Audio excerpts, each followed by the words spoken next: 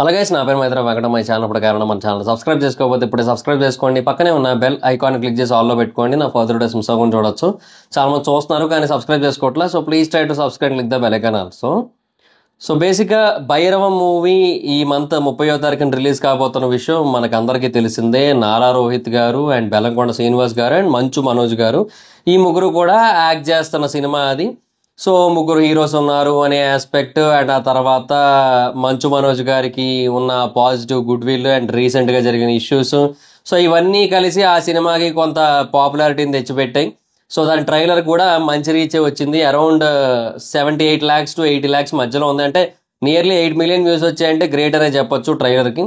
So ఆ initial buzz అయితే ఉందన్నమాట సినిమా మీద. అండ్ ఆ తర్వాత ఇంకా సినిమాలో కంటెంట్ ఎలా ఉంటుంది ఏంటి అన్న దాన్ని బట్టి, ఇంకా టాక్ని బట్టి ఆ తర్వాత సినిమా తాలూకా గ్రోయింగ్ ఆర్ గోయింగ్ రెండు కూడా డిపెండ్ అయి ఉంటాయి. సరే, అది వేరే విషయం. అయితే ఇప్పుడు కొంతమంది ఏంటంటే ఈ భైరవం సినిమాని బాయ్కాట్ చేయాలని చూస్తున్నారు, అంటే బాయ్కాట్ చేయాలనుకుంటున్నారు. సో ఒక 2 కారణాల వల్ల 2 సెక్షన్ ఆఫ్ ఆడియన్స్ ఈ సినిమాని బాయ్కాట్ చేస్తాం అంటున్నారు. సో ఆ 2 కారణాలు ఏంటి, ఆ 2 సెక్షన్ ఆఫ్ ఆడియన్స్ ఎవరు అనేది కొంచెం డీటెయిల్గా మాట్లాడుకుందాం. సో ఫస్ట్, ఈ సినిమాని బాయ్కాట్ చేస్తామన్నదైతే మాత్రం వైఎస్ఆర్సీపీ అభిమానులు, అంటే వైఎస్ జగన్మోహన్ రెడ్డి గారి అభిమానులు కావచ్చు, వైఎస్ఆర్సీపీ పార్టీ అభిమానులు కావచ్చు, వాళ్ళు ఇనీషియల్గా ఈ సినిమాని బాయ్కాట్ చేస్తామన్నారు. దానికి రీజన్ ఏంటంటే, ఈ సినిమా డైరెక్టర్ సినిమా తాలూకా ప్రీ రిలీజ్ ఈవెంట్ ఉంది కదా, సో దాంట్లో మాట్లాడిన కొన్ని మాటలు, సో ఆ మాటలు చాలామందికి నచ్చలేదు. అంటే అక్కడ ఆయన ఏమన్నారంటే, ఎప్పుడు కూడా ధర్మాన్ని కాపాడడానికి ఎవరో ఒకరు వస్తూ ఉంటారు. లాస్ట్ ఇయర్ సంవత్సరం క్రితం ఎగ్జాక్ట్గా ధర్మాన్ని కాపాడడానికి ఒకరు వచ్చారు. సో అలాగా ఈ సినిమాలో కూడా వస్తారన్నట్టుగా మాట్లాడుతూ కంపేర్ చేస్తూ సినిమాని బయట విషయాల్ని కూడా కొంచెం మిక్స్ చేసి చెబుతూ ఒక మాట అయితే మాట్లాడటం జరిగింది. సో ఆయన ఇండైరెక్ట్గా ఆర్ డైరెక్ట్గా పవన్ కళ్యాణ్ గారి కోసమే చెప్పారు. ఎందుకంటే బేసిక్గా ఇంకా సినిమా ఆడియన్స్ అందరూ కూడా మెజారిటీ ఆఫ్ ద పీపుల్, ఇంకా సినిమా డైరెక్టర్స్ అయినా లేదంటే సినిమా ఆర్టిస్టులు అయినా ఎవరైనా సరే ఇలాంటి రాజకీయాలని సినిమాలని మిక్స్ చేస్తూ మాట్లాడినట్టయితే అందులో పవన్ కళ్యాణ్ గారి గురించే మాట్లాడతారు మ్యాక్సిమం. సో అక్కడ ఆయన పవన్ కళ్యాణ్ గారి కోసం మాట్లాడారు ఇండైరెక్ట్గా. సో ఇంకా వైఎస్ఆర్సీపీ అభిమానులు అయితే హర్ట్ అయ్యారు. మీకు ఎందుకు అలాంటి వేదికల మీదకి వచ్చినప్పుడు పాలిటిక్స్ గురించి మాట్లాడటం? లాస్ట్ టైం ఆల్రెడీ మీరు చూశారు కదా లైలా సినిమాతో ఏం జరిగిందో, స్టేజ్ మీదకి వచ్చి పాలిటిక్స్ మాట్లాడినప్పుడు సో దానికి ఎలాంటి ఎఫెక్ట్ పడిందో చూశారు కదా. సో మరి ఇంకా అలాంటప్పుడు మీరు ఎందుకు వాళ్ళు అన్నీ తెలిసి కూడా స్టేజ్ మీదకి వచ్చి అలా మాట్లాడతారని చెప్పి అదొక థింగ్ అయితే ఉందన్నమాట. సో దాని కారణంగా బాయ్కాట్ చేస్తామని అయితే అంటున్నారు. సో ఆల్రెడీ ఇంతకుముందు లైలా కూడా ఇట్లాగే జరిగింది అండ్ అది కొంతవరకు ఎఫెక్ట్ కూడా చేసింది లైలా సినిమాని. అండ్ మనం అందరూ చూసాం కూడా ఆ విషయాన్ని. అఫ్కోర్స్ ఆ తర్వాత సినిమా వరస్ట్గా ఉండేసరికి అది ఇంకా ఎఫెక్ట్ పడిపోయింది, అది వేరే విషయం. అయితే ఇప్పుడు అదొక రీజన్ అయితే ఉందన్నమాట. సో ఫస్ట్ రీజన్ వైఎస్ఆర్సీపీ అభిమానులు బాయ్కాట్ చేస్తామనడానికి ఇది డైరెక్టర్ స్టేజ్ మీద మాట్లాడిన మాటలు. అయితే బేసిక్గా రెండో రీజన్ ఏంటి, మెగా అభిమానులు బాయ్కాట్ చేస్తామంటున్నారు. ఇప్పుడు బేసిక్గా ఎప్పుడైనా ఎలా నడుస్తుంది యాక్చువల్గా, పవన్ కళ్యాణ్ గారి గురించి పాజిటివ్గా మాట్లాడినప్పుడు మెగా అభిమానులు సపోర్ట్ చేస్తూ ఇటు వైఎస్ఆర్సీపీ వాళ్ళు లేదంటే వేరే వాళ్ళు బాయ్కాట్ చేస్తామనడం అనేది జరుగుతుంది. కానీ ఈ పర్టికులర్ సినిమాకి మాత్రం మెగా అభిమానులు కూడా బాయ్కాట్ చేస్తామంటున్నారు. దానికి రీజన్ ఏంటి, ఈ డైరెక్టర్ 2011వ సంవత్సరం జూలై 30వ తారీఖున ఫేస్బుక్లో ఒక పోస్ట్ పెట్టాడు. అది దేని గురించి అంటే, హిందీలో పా అని ఒక సినిమా వస్తుంది, యాక్చువల్గా వచ్చింది హిందీలో పా అని ఒక సినిమా వచ్చింది. అమితాబ్ బచ్చన్, అభిషేక్ బచ్చన్ ఉంటారు అందులో. సో ఆ సినిమాకి సంబంధించి ఒక పోస్టర్ ఉంటుంది. ఆ పోస్టర్లో ఏంటంటే అమితాబ్ బచ్చన్ని అభిషేక్ బచ్చన్ ఎత్తుకుంటాడు భుజాల మీద. సో ఆ పోస్టర్ ఉంటుంది అనమాట, పా అని చెప్పి.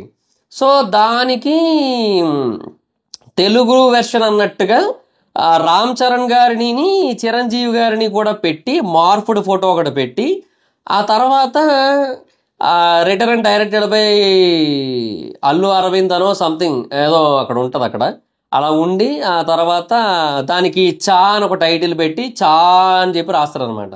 సో బేసిక్గా జరిగింది 2011లో, అంటే ఇప్పటికీ దానికి 14 సంవత్సరాల డిఫరెన్స్ అయితే ఉంది.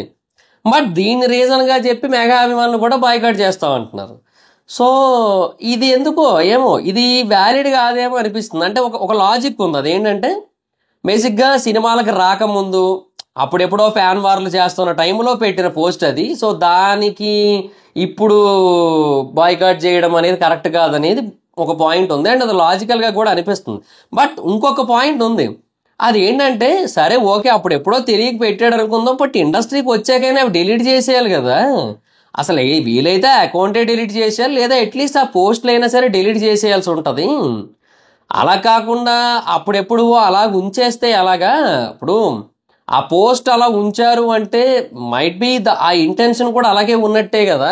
మళ్ళీ ఇప్పుడు అదే డైరెక్టర్ వచ్చి నాకు చిరంజీవి గారితోని పవన్ కళ్యాణ్ గారితోని సినిమాలు తీయాలని ఉందని చెప్తున్నాడు, అట్లా ఎట్లా అవుతుంది? మరి అప్పట్లో అలా మాట్లాడాడు కదా అంటే సో అదే అంటున్నా, బేసిక్గా ఇండస్ట్రీకి రాకముందు ఐడియాలజీ ఎలాగైనా ఉండదు, బట్ ఇండస్ట్రీ వచ్చాక అందరూ కావాలి, ఎందుకంటే వర్క్ అందరి నుంచి కావాలనే పాయింట్ అయితే ఉంటుంది బేసిక్గా. అది ఓకే, బట్ అట్లీస్ట్ ఆ పోస్ట్ ఆ పేజ్ డిలీట్ చేసేయాల్సింది. ఎందుకు అది ఉంచారో మరి నాకు అర్థం కాదు. ఏమి మర్చిపోయి ఉండొచ్చు పెట్టిన విషయం కూడా, బట్ వీళ్ళు గుర్తు చేశారుగా ఇప్పుడు. అదే అంటున్నా, అన్నెసెసరీ థింగ్స్ ఇవన్నీ కూడా, అలాంటి పోస్ట్ చేయడాలు ఇట్లాంటివన్నీ కూడా. సో అదేంటంటే అది ఇప్పుడు కొంచెం లైట్గా ఎఫెక్ట్ చేస్తుంది మరి డెఫినెట్గా. కొంతమంది అయితే మరి బాయ్కాట్ చేస్తామని చెప్తున్నారు దీని కారణంగాని, మరి ఇక చూడాలి మరి ఏం చేస్తారు. సో ఇప్పుడు ఏంటంటే ఇటు రెండు వర్గాల నుంచి కూడా బాయ్కాట్ పిలుపు అయితే వచ్చింది అనమాట. అటు మెగా ఫ్యామిలీ నుంచి, ఇటు వైఎస్ఆర్సీపీ మెగా ఫ్యాన్స్ నుంచి, ఇటు వైఎస్ఆర్సీపీ ఫ్యాన్స్ నుంచి, అట్లా రెండు వైపుల నుంచి కూడా బాయ్కాట్ పిలుపు అయితే వచ్చింది ఇప్పుడు ఈ సినిమాకి. సో ఏదైనా ఒకటి, సినిమా బాగుంటే తర్వాత కొద్దో గొప్ప ఆడియన్స్ వెళ్తారు. సినిమా బాగాలేదని టాక్ వచ్చి దానికి తోడు ఈ బాయ్కాట్ ట్రెండ్ కూడా హెల్ప్ అయిందా, ఇంకా అసలు షెడ్డే ఇంక సినిమా. సో అదనమాట సిచ్యువేషన్. సో అందుకే ఇంకా చూడాలి మరి ఏం చేస్తారనేది. కొంచెం ప్రమోషన్స్ అవి అయితే బాగానే చేస్తున్నారు. మంచు మనోజ్ గారు కొంచెం ఫన్నీగా ఇంటర్వ్యూలు అవి చేస్తూ బాగానే మాడుతున్నారు. సో కొంచెం ప్రమోషన్స్ అయితే బాగానే జరుగుతున్నాయి యాజ్ ఆఫ్ నో భైరవం సినిమాకి అయితే. But it all depends on the content. అదొక కమర్షియల్ సినిమా అని తెలిసిపోతుంది, బట్ ఆ కమర్షియల్ సినిమా ఎంతవరకు ఆడియన్స్ గ్రాప్ చేయగలుగుతుంది అనేది ఇంకా మరి డిపెండ్స్ ఆన్ ద సినిమా అంతే. సో అది మే 30వ తారీఖునే మనకి క్లారిటీ వస్తుంది, అంతకుముందు అయితే క్లారిటీ రాదు, అదనమాట పరిస్థితి. సో దాట్స్ గైస్, ఇది భైరవం బాయ్కాట్కి సంబంధించిన ఇష్యూ అండ్ న్యూస్. మరి మీరేమనుకుంటున్నారు? సో అంటే ఇప్పుడు స్టేజ్ మీద పాలిటిక్స్ అన్నెసెసరీ యాక్చువల్గా, బట్ ఏమో ఇంక నారా రోహిత్ గారు పొలిటికల్ ఫ్యామిలీ, మంచు మనోజ్ గారి ఫ్యామిలీ కూడా పొలిటికల్లీ ఇన్వాల్వ్డే, ఇంకా ఆ ఆస్పెక్ట్స్ ఏమైనా ఉన్నాయేమో might be. And director agenda ఏదైనా అయ్యి ఉండొచ్చు. So what ever it is, ఆ స్టేజ్ మీద మాట్లాడకుండా ఉండాల్సిందే. బట్ వాళ్ళకి ఏంటంటే ఇంకా అది ఏదో వచ్చింది ఫ్లోలో నాకు తెలిసి, ఇంకంతే. ఒకసారి ఎప్పుడు ఎవరితో ఇంటర్వ్యూ చూశాను నేను, ఐ థింక్ రామ్ గారి కోసమో ఎవరో హర్ష గారు చెప్తుంటారు, ఆ స్టేజ్ మీదకి ఎక్కాక ఏం మాడతాము, ఏం గుర్తుంటాయో ఏం ఐడియా ఉండదని చెప్పి అలా మాట్లాడి ఉండొచ్చు. But what ever it is అవి అయితే ఇన్వాల్వ్ మాట్లాడకూడదు. ఎస్పెషల్లీ మనం ఏదైనా పాజిటివ్గా మాట్లాడుకుంటే పర్లేదు, ఏదైనా పాజిటివ్ అయ్యేది మాట్లాడుకుంటే పర్లేదు, కొంచెం కొద్దో గొప్ప నెగిటివ్ అయ్యేది మాట్లాడకూడదు. ఎస్పెషల్లీ దానివల్ల ఎఫెక్ట్ అయ్యేది మనం కాదు, ప్రొడ్యూసర్ అన్నప్పుడు అసలు మాట్లాడకూడదు. ఇప్పుడు నాని గారు ఏమంటారు, ఇప్పుడు నేను బేసిక్గా ఈ సినిమా కోర్టు సినిమా నచ్చకపోతే హిట్ 3 చూడొద్దని నేను ఎందుకు చెప్పగలిగానంటే, బికాస్ అది నా సినిమా, నేను ప్రొడ్యూసర్ని కాబట్టి ఓకే నన్ను నేను తాకట్టు పెట్టుకోగలను. బట్ నెక్స్ట్ సినిమా నేను ప్రొడ్యూసర్ కాదు కాబట్టి నన్ను నేను తాకట్టు పెట్టుకోలేనని చెప్తున్నారు ఆయన. సో అది నిజం, ప్రొడ్యూసర్ల కోసం కూడా ఆలోచించాలి. మనకు అనిపించింది మనం చెప్పేస్తామంటే కాదు, ఆ టైం ఫ్లోలో వచ్చింది చెప్పేస్తామంటే కూడా కాదు, అది పాయింట్ అనమాట. ఇంకా బట్ ఈ 2011లో పెట్టిన పోస్ట్కి ఇప్పుడు బాయ్కాట్ అంటే ఏమో కరెక్ట్ కాదని అనిపిస్తుంది నాకైతే మాత్రం. కోర్స్ ఆ మార్పు అదంతా కూడా బాగాలేదు, చాలా వరస్ట్గానే ఉందనుకోండి, అది వేరే విషయం. బట్ ఇంకా అప్పట్లో ఫ్యాన్ వార్స్ చేసే వయసు, ఇంకా అప్పట్లో చేసి ఉంటాడు నాకు తెలిసి, ఎంటర్ అయ్యి ఉంటుంది ఆ టైంకి, ఆ టైంకి చేసి ఉంటాడు నాకు తెలిసి. అది ఇంక అంతే, ఇంకా మనం ఏం చేయలేము. సో అది లైట్ తీసుకొని ఇంకా వదిలేయడమే ఇంకా ఆ విషయంలో మాత్రం. బట్ ఏదైనా end of the day cinema బాగుంటేనే వెళ్తారు, కానీ సినిమా బాగోకపోయినా వెళ్ళరు. అండ్ సినిమా బాగున్నది అన్న టాక్ వచ్చిన తర్వాత కూడా బాయ్కాట్ చేస్తాము, లేదంటే వాళ్ళు ఎవరో బాయ్కాట్ చేస్తున్నారు కదా అని చెప్పి వేరే వాళ్ళు వెళ్లకుండా ఉండడం అట్లా జరగదు మ్యాక్సిమం. సినిమా బాగుంటే వెళ్తారు కొంతమంది, అయినా బాగోకపోతే వెళ్ళరు, అంతే. అది మెయిన్.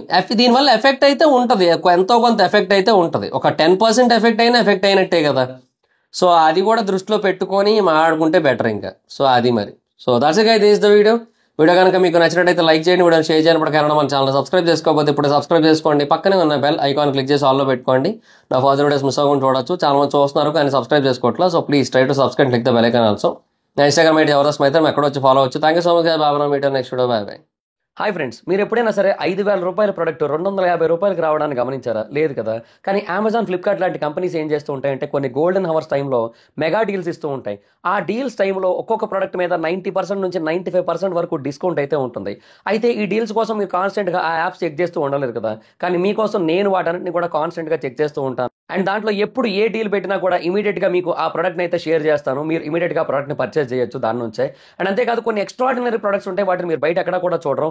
వాటి గురించి కూడా నేను మీకు షేర్ చేస్తాను. మీరు సింపుల్గా చేయాల్సింది ఒకటే, కింద డిస్క్రిప్షన్లో మన టెలిగ్రామ్ ఛానల్ లింక్, మన వాట్సాప్ ఛానల్ లింక్, మన ఇన్స్టా బ్రాడ్కాస్ట్ ఛానల్ లింక్ ఉంటాయి.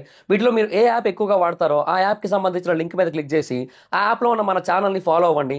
దాంట్లో రెగ్యులర్గా చాలా ప్రొడక్ట్స్ అయితే మీకు అప్డేట్ అవుతూ ఉంటాయి. అండ్ ఆ ప్రొడక్ట్స్లో మీకు ఏది నచ్చినట్టయితే దాన్ని మీరు కొనుగోలు చేయొచ్చు వెంటనే. సో డిస్క్రిప్షన్లో లింక్స్ ఉన్నాయి, వెంటనే ఫాలో అవ్వండి.